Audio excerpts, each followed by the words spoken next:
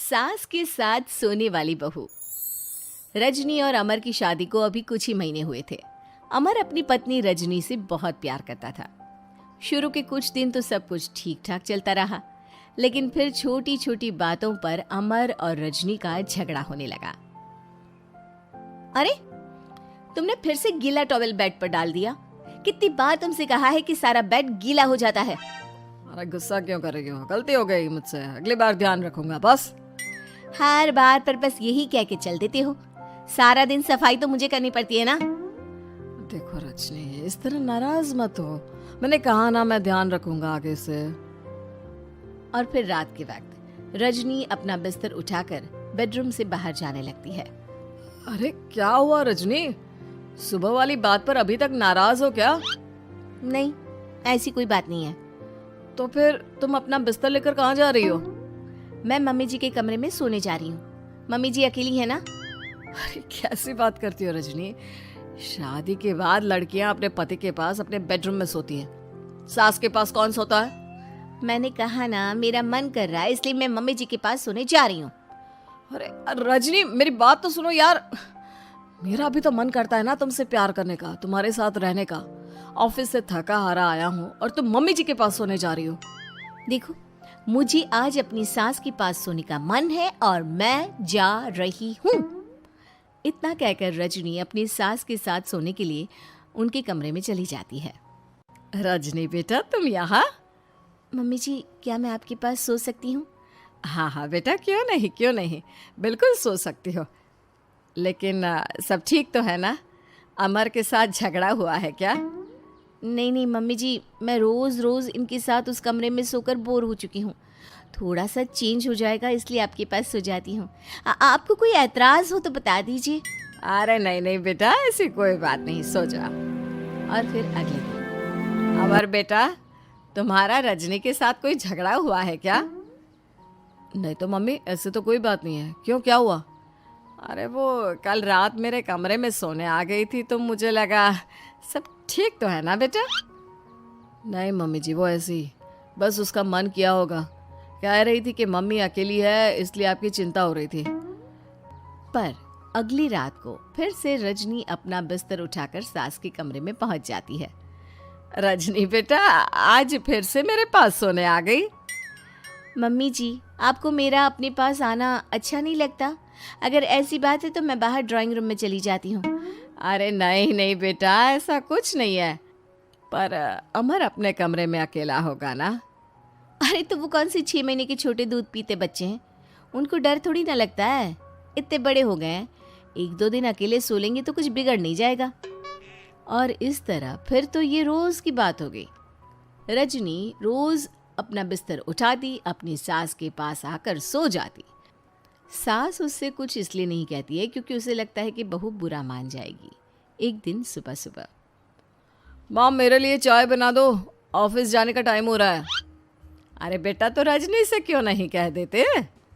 मुझे उससे बात करने का बिल्कुल भी मन नहीं है। अरे आखिर क्या बात है बेटा, तुम इतने उदास क्यों लग रहे हो? देखो ना माँ, आजकल रजनी का बिहेवियर मुझे कुछ समझ में नहीं आ रहा। रोज रात को आपके पास आकर सो जाती है। अगर उसे मेरी परवाह नहीं तो मुझे भी कोई फर्क नहीं पड़ता। अमर गुस्से में ही घर से ऑफिस चला जाता है।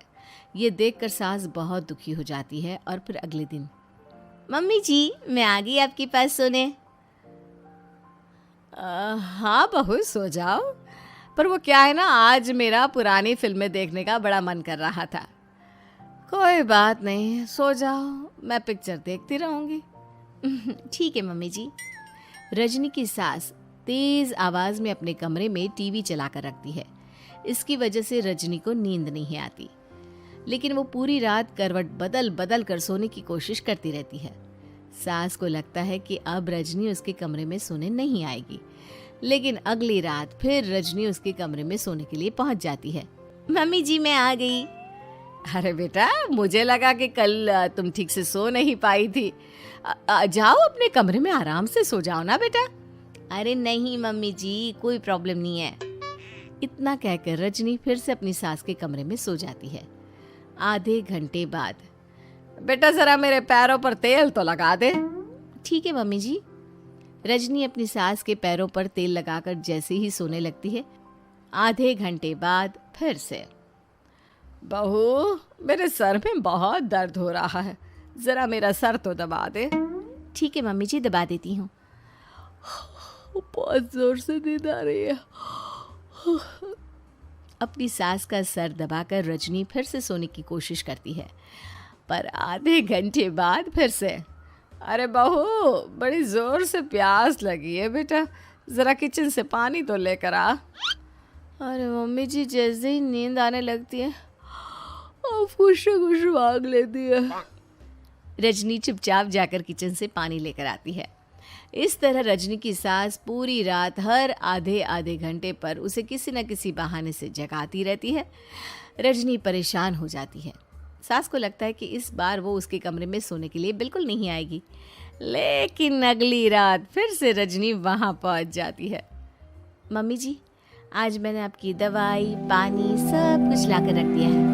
अब आप प्लीज़ चुपचाप सो जाइएगा और मुझे भी सोने दीजिएगा। देखिए, 2 रातों से ना मैं सो ही नहीं पाई हूँ। अच्छा ठीक है बेटा, सो जा। थोड़ी देर के बाद रजनी की सास बहुत ज़ोर ज़ोर से खर्राटे लेना शुरू करती है।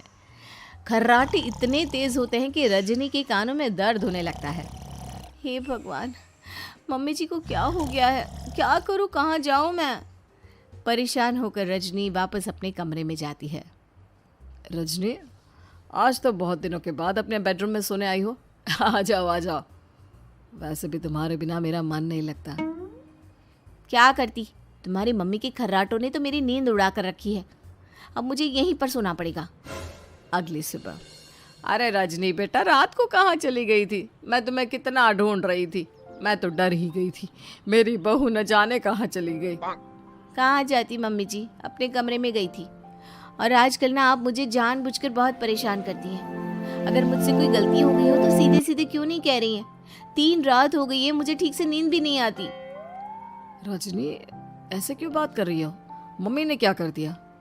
आप अपनी मम्मी से क्यों नहीं पूछते? मैं बहू हूँ तो क्या इसका मतलब ये है कि दिन भर काम करो और रात में भी चैन से ना सो? रजनी बेटा, बड़ी नादान हो। इसीलिए तो जानबूझकर मैं ये सब कर रही थी, ताकि तुम अपने पति के पास जाकर अपने बेडरूम में सो जाओ। शादी को सिर्फ 6 महीने हुए हैं और तुमने मेरे कमरे में आकर सोना शुरू कर दिया। यह तुम्हारी शादीशुदा जिंदगी के लिए अच्छी बात थोड़ी ना है बेटा। मम्मी, तो क्या आपने जानबूझकर ये सब किया था रजनी को समझाने के लिए? अरे तो और क्या करती? दुनिया की पहली बहू है ये, जो पति को छोड़कर सास के साथ सोने चली थी। इसीलिए मुझे इसके लिए थोड़ा बुरा बनना पड़ा।